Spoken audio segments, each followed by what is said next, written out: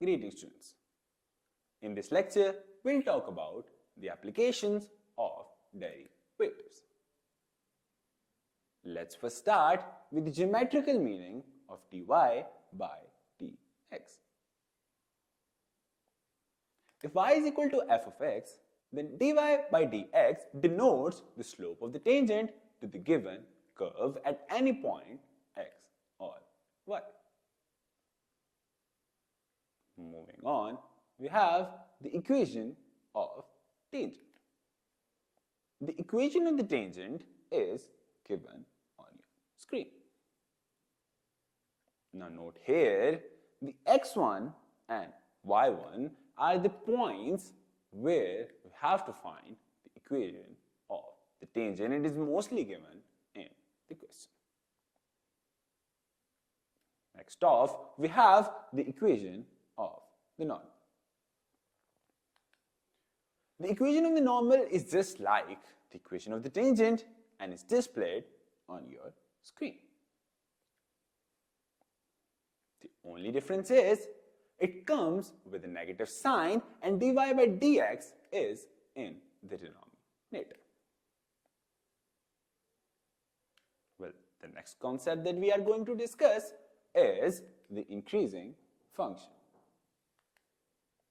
Let a function f of x is defined in the interval a, b. Then f of x is said to be increasing if the first derivative of the function f of x is greater than 0. Contrary to the increasing function, we have the decreasing function. Well, the only difference is in the decreasing function, the first derivative is always less than 0. So if we have a first derivative greater than 0, we say it is an increasing function, and if it is less than 0, then it is a decreasing function. Moving on, we have maxima and minima. Let f be a differential function in a neighborhood of C, where f derivative C is equal to 0, then f has relative maxima at C if the double derivative of f at that point is less than 0. Symbolically, f double derivative C is less than 0. For minima, we would have the double derivative of f at that point greater than 0. Symbolically, it would be written as f double derivative C is greater than 0. Next off, we have the critical point. Now, if you remember that we studied in the increasing and decreasing function, that if the first derivative is greater than 0, it would be increasing, while if it is less than 0, we would have a decreasing function.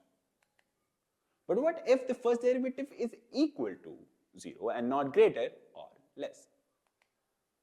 In that case, we get a critical point. The point where the first derivative is either 0 or undefined is called a critical point. Moving on, we have the stationary point. Stationary point is same as the critical point. The only difference is in the critical point, the first derivative can either be 0 or undefined, but in the case of stationary point, the first derivative would always be equal to 0 and 0 alone. The last concept in today's lecture is the point of inflection. The point where the double derivative is equal to 0 or is undefined is called the point of inflection. Now, in your entry test, you will be given with a function and a few points. You have to take the double derivative of the function and then put the points in it. Whichever function in which the double derivative is 0 or undefined, that function would be the point of inflection. I hope you got the concept. That's all from us in today's lecture.